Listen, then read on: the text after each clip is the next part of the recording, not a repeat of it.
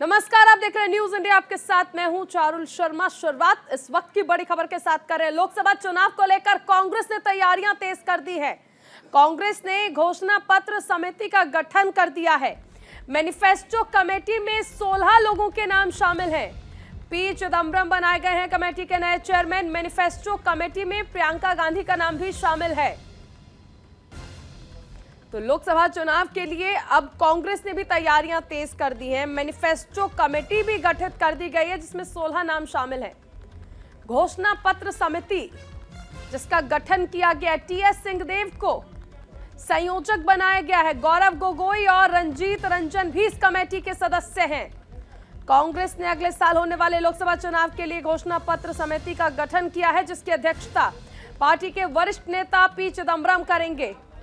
महासचिव प्रियंका गांधी वाड्रा समेत कई वरिष्ठ नेताओं को जगह दी गई है। छत्तीसगढ़ के पूर्व सीएम टीएस सिंहदेव को इस 16 सदस्य समिति का संयोजक बनाया गया है। पार्टी के संगठन महासचिव केसी वेणुगोपाल की ओर से जारी किए गए बयान के अनुसार कांग्रेस अध्यक्ष मल्लिकार्जुन खड़गे ने लोकसभा चुनाव के लिए इस समिति का गठन किया है।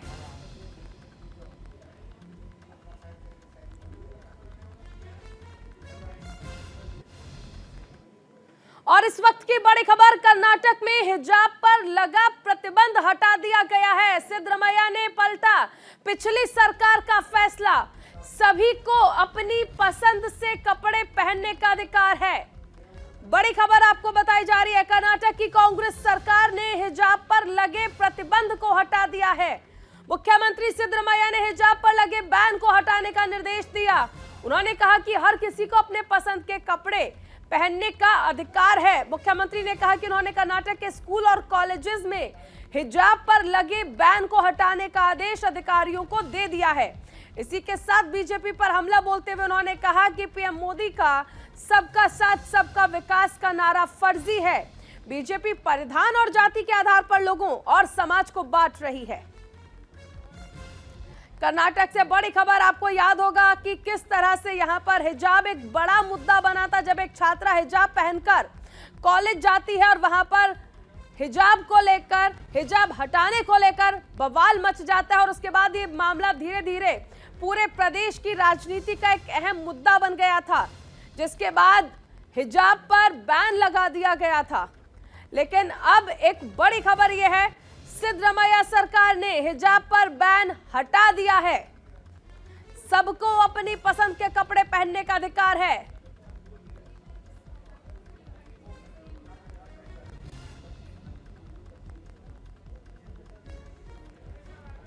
देखिए, कई हिंदू संगठनों ने प्रदर्शन किया और कहा था कि स्कूल ड्रेस में हिजाब एक पार्ट नहीं है।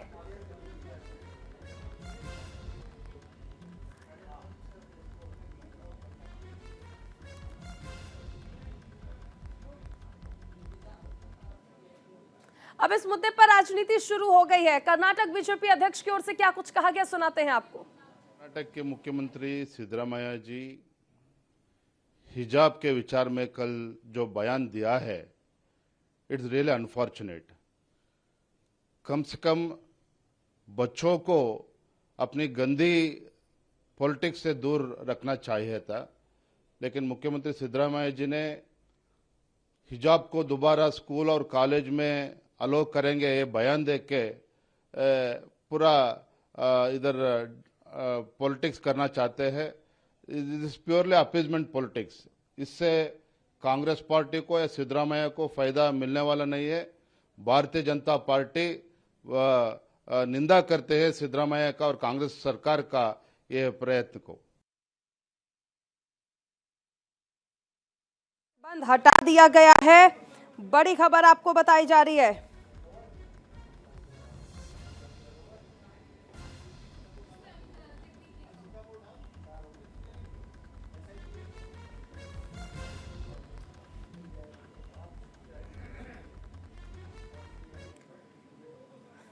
वहीं इस पर मुख्यमंत्री सिद्धरमैया की ओर से क्या कुछ कहा गया, वो सुनाते हैं आपको।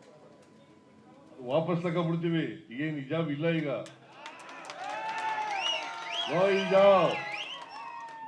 ಹಿಜಾಬ್ ಹಾಕೊಂಡು ಹೋಗ್ಬೋದು ಈಗ, ಗೊತ್ತಾಯ್ತಾ? ಆದೇಶ ವಾಪಸ್ ತಗೊಳ್ಳಿ ಅಂತ ಹೇಳಿದ್ದೀನಿ ನಾನು। ಈಗ ಡ್ರೆಸ್ ಹಾಕೊಳ್ಳೋದು ಊಟ ಮಾಡೋದು ನಿಮ್ಗೆ ಸೇರಿದ್ದು. ನಾನು ಯಾಕೆ ನಿನಗೆ ಅಡ್ಡಿಪಡಿಸ್ಲಿ? ನೀ ಯಾವ ಡ್ರೆಸ್ ಹಾಕತ್ತೀಯ ಹಾಕೊಳ್ಳಪ್ಪ, ನೀವು ಯಾವ ಊಟ ಮಾಡ್ತೀಯ ಮಾಡು, ನನಗೆ ಯಾಕೆ? ನಾನು ಊಟ ಮಾಡೋದು ನಾ ಮಾಡ್ತೀನಿ, ನೀವು ಊಟ ಮಾಡೋದು ನೀವು ಮಾಡ್ತೀಯ, ಅದು ನಿನ್ನ ಹಕ್ಕು, ನನ್ನ ವೆರಿ ಸಿಂಪಲ್, ವೆರಿ ಸಿಂಪಲ್. ನಾನು और जम्मू कश्मीर से इस वक्त की बड़ी खबर, राजौरी और पुंछ में इंटरनेट सेवाएं बंद कर दी गई हैं। बार बार अपनी लोकेशन बदल रहे हैं आतंकी वर्चुअल नंबर का इस्तेमाल कर रहे हैं। सेना का सर्च ऑपरेशन लगातार जारी है। बड़ी खबर, राजौरी और पुंछ में इंटरनेट सेवाएं फिलहाल बंद हैं। देखिए यहां पर जिस तरह से आतंकियों ने कायराना हरकत करते हुए सेना की गाड़ी पर अटैक किया था, 4 जवान हमारे शहीद हुए थे। अब ऐसे में सेना का ऑपरेशन लगातार जारी है और आतंकियों को ढूंढा जा रहा है। यहां पर हालांकि कहा जा रहा है कि आतंकी वर्चुअल नंबर के जरिए कांटेक्ट कर रहे हैं एक दूसरे से। हालांकि बार बार लोकेशन बदलने की खबरें भी सामने आ रही हैं। फिलहाल सेना का सर्च ऑपरेशन लगातार जारी है।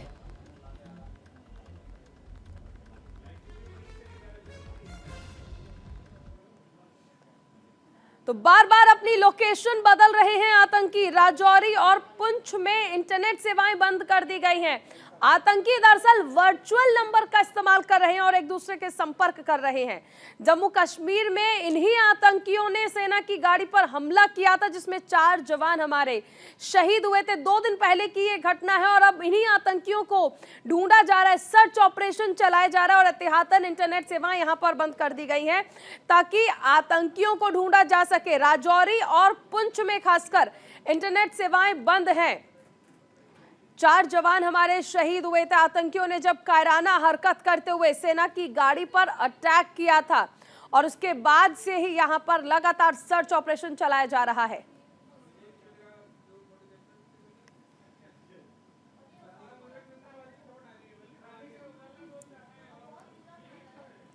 तो प्रदूषण की चपेट में है दिल्ली एनसीआर। एक और बड़ी खबर आपको बताई जा रही है, दिल्ली में ग्रैप 3 प्रतिबंध लागू कर दिया है। निर्माण कार्य ध्वस्तीकरण पर रोक लगा दी गई है। दिल्ली सरकार ने देश की राजधानी और आसपास के इलाकों में खराब होती वायु गुणवत्ता के बीच BS3 पेट्रोल और BS4 डीजल चलित 4 पहिया वाहनों पर रोक लगा दी है। ये फैसला वायु गुणवत्ता प्रबंधन आयोग द्वारा एक आदेश को ध्यान में रखते हुए उठाया गया है। दिल्ली सरकार के ताजा आदेश में कहा गया है कि राष्ट्रीय राजधानी में BS3 पेट्रोल और BS4 डीजल चालित 4 पहिया वाहनों पर शुक्रवार को प्रतिबंध लगाया गया। ये प्रतिबंध नए आदेश जारी होने तक लागू होगा। ग्रैप 3 के तहत दिल्ली एनसीआर में निर्माण और तोड़फोड़ पर रोक होगी। ईंट भट्टे, hot mix plant, stone crusher नहीं चल पाएंगे। राज्य सरकारें BS3 पेट्रोल और BS4 डीजल की कार पर रोक लगाने संबंधी निर्णय ले सकती है। तो दिल्ली में ग्रैप 3 प्रतिबंध लागू कर दिया गया है। कंस्ट्रक्शन पर रोक लगा दी गई है, ध्वस्तीकरण पर रोक लगा दी गई है। फिलहाल प्रदूषण की चपेट में है दिल्ली एनसीआर।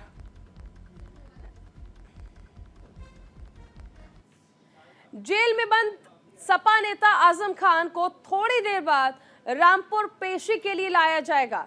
आजम खान की MP MLA कोर्ट में पेशी है और इसी को लेकर न्यूज इंडिया संवाददाता ने जायजा लिया। सपा नेता आजम खान को आज रामपुर कोर्ट ले जाया जाएगा। हम आपको बता दें यहाँ पर सभी तैयारियां पूरी कर ली गई हैं। यहाँ पर पुलिस की गाड़ी भी आ गई है और सारे पुलिसकर्मी अंदर भी जेल के गेट के पास भी आ गए हैं। MP MLA कोर्ट में आजम खान की आज होनी है पेशी। 7 साल की सजा जो सीतापुर जेल में काट रहे हैं उसी में आज अपील है और साथ ही एक दूसरे मामले भी, मारपीट के मामले भी आजम खान को आज सजा सुनाई जा सकती है। Dharmraj Tripathi, news India, Sitapur. चलिए आगे बढ़ते हैं। मोटिवेशनल स्पीकर विवेक बिंद्रा के खिलाफ केस दर्ज किया गया है। विवेक बिंद्रा पर पत्नी से मारपीट का आरोप लगा है। 6 दिसंबर 2023 को पत्नी यानिका से शादी की। 14 दिसंबर को यह मुकदमा दर्ज किया गया। दोनों के बीच का विवाद का वीडियो भी वायरल हो रहा है। मोटिवेशनल स्पीकर विवेक बिंद्रा के खिलाफ केस दर्ज किया गया है।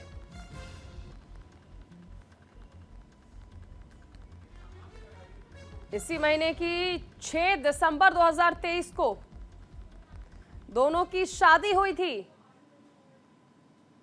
14 दिसंबर को यह मुकदमा दर्ज किया गया। दोनों के बीच का विवाद का यह वीडियो नोएडा का है, जो कि काफी वायरल हो रहा है।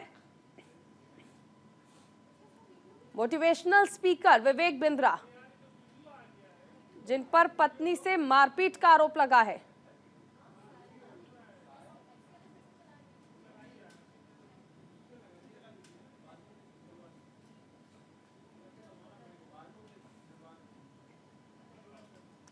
वहीं राम मंदिर उद्घाटन पर चंपत राय का बड़ा बयान आया है। 22 जनवरी का महत्व 15 अगस्त 1947 जैसा है।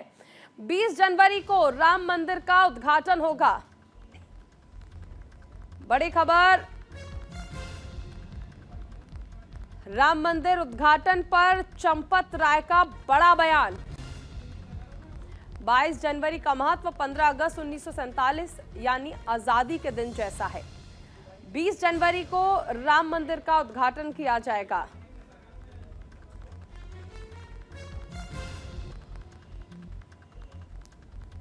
हिंदुस्तान के सम्मान की पुनर्प्रतिष्ठा। 22 जनवरी उतना ही महत्वपूर्ण है जितना 15 अगस्त 1947 था, जितना कारगिल को वापस प्राप्त करना था, जितना 1971 में 1 लाख सैनिकों की नजरबंदी इंपॉर्टेंट थी, ये उतना ही इंपॉर्टेंट। हम कह सकते हैं इतिहास बनेगा और लोग आगे तक जैसे इतिहास बन गया, इतिहास तो बन गया हिंदुस्तान के। उधर अयोध्या के श्रीराम एयरपोर्ट पर फ्लाइट का ट्रायल किया गया। श्रीराम एयरपोर्ट के रनवे पर एयरक्राफ्ट उतरा। सिविल एविएशन के अधिकारी एयरक्राफ्ट से यहां पर पहुंचे थे। अयोध्या एयरपोर्ट पर अधिकारियों के साथ बैठक की गई। एयरपोर्ट के उद्घाटन को लेकर भी बैठक की गई। 30 दिसंबर को पीएम मोदी एयरपोर्ट का उद्घाटन करेंगे। देखिए, अयोध्या की तस्वीरें अब बदलने लगी हैं। धार्मिक के साथ साथ अब यह विकसित अयोध्या है। अयोध्या एयरपोर्ट पर अधिकारियों के साथ देखिए बैठक की गई। कल जो ट्रायल था वो हुआ है फ्लाइट का पहला ट्रायल। श्रीराम एयरपोर्ट के रनवे पर उतरा एयरक्राफ्ट। अयोध्या के श्रीराम एयरपोर्ट पर फ्लाइट का ट्रायल हुआ और 30 दिसंबर को प्रधानमंत्री मोदी इस एयरपोर्ट का उद्घाटन करेंगे। सिविल एविएशन के अधिकारी भी देखिए एयरक्राफ्ट के जरिए यहां पर पहुंचे थे। अयोध्या एयरपोर्ट पर अधिकारियों के साथ बैठक भी की गई।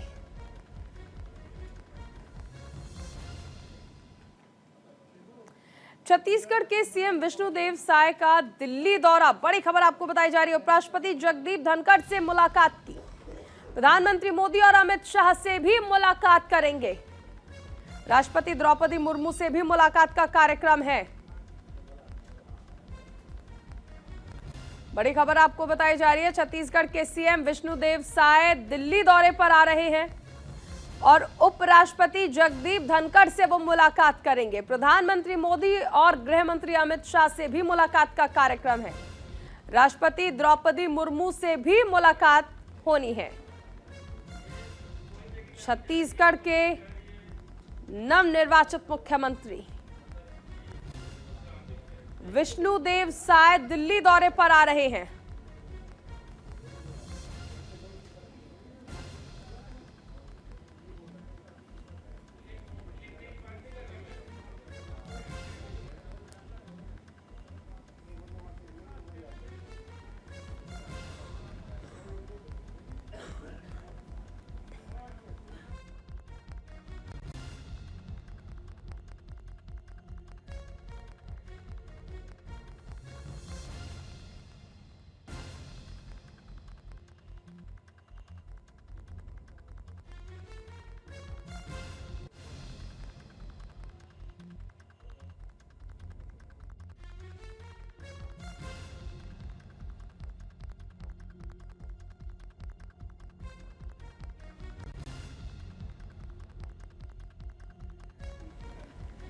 उपराष्ट्रपति जगदीप धनखड़ से देखिए मुलाकात, और प्रधानमंत्री मोदी और अमित शाह से अभी मुलाकात बाकी है। महामहिम द्रौपदी मुर्मू से भी मुलाकात का कार्यक्रम है।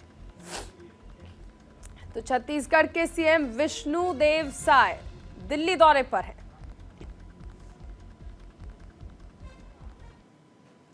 और अब खबर असम से है। असम में शिवसागर के एटीएम में सांप निकला है। वन विभाग की टीम ने सांप का रेस्क्यू किया है। टीम ने सांप को पकड़कर जंगल में छोड़ दिया है। असम से ये खबर, जहां पर शिवसागर जिले में एक एटीएम में सांप निकला है। वन विभाग की टीम ने सांप को रेस्क्यू किया और उसे जंगल में छोड़ दिया।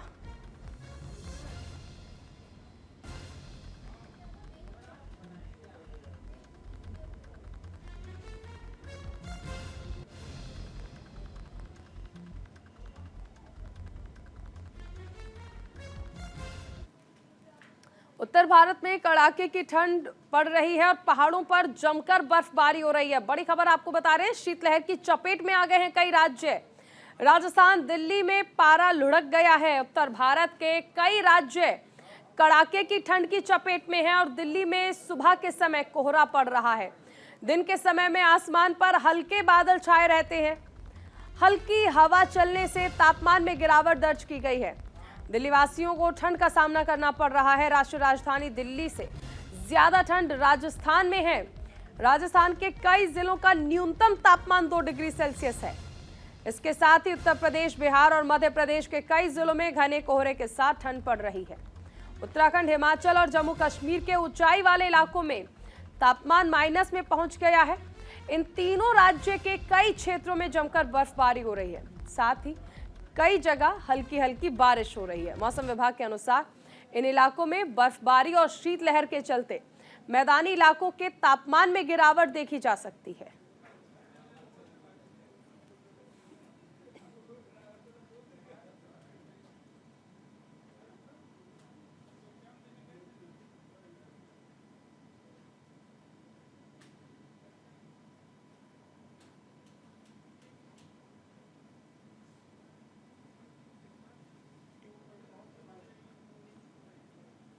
तो उत्तर भारत में कड़ाके की ठंड पड़ रही है।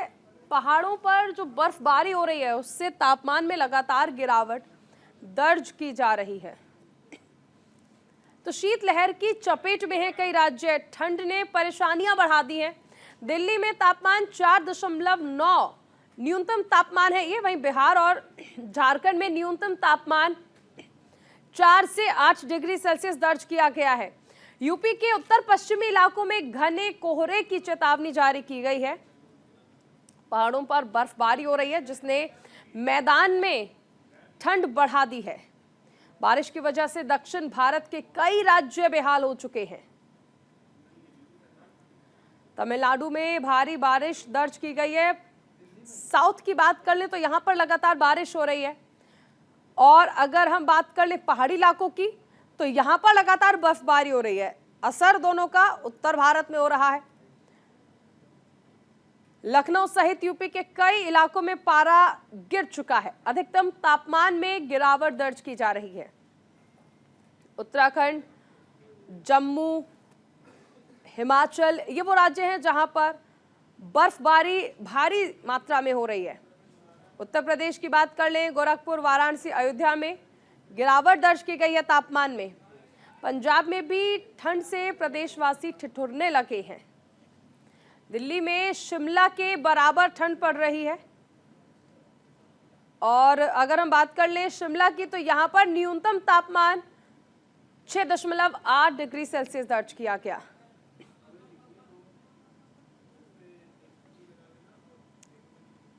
आइए अब आपको 6 तस्वीरों के जरिए दिखाते हैं कि हालात कैसे बने हुए हैं। दिल्ली, आगरा, कानपुर, करनाल, मेरठ और अलीगढ़ की तस्वीरें हैं जहां पर लगातार आप देख सकते हैं कि लोग परेशान हैं।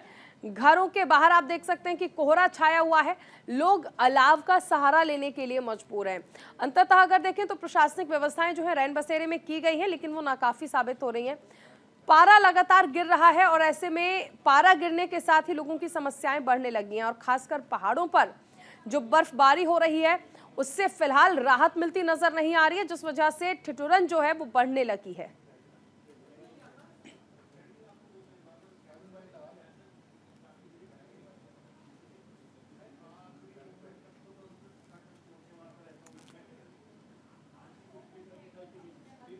और इस बुलेटिन में फिलहाल इतना ही। आप बने रहिए न्यूज़ इंडिया के साथ।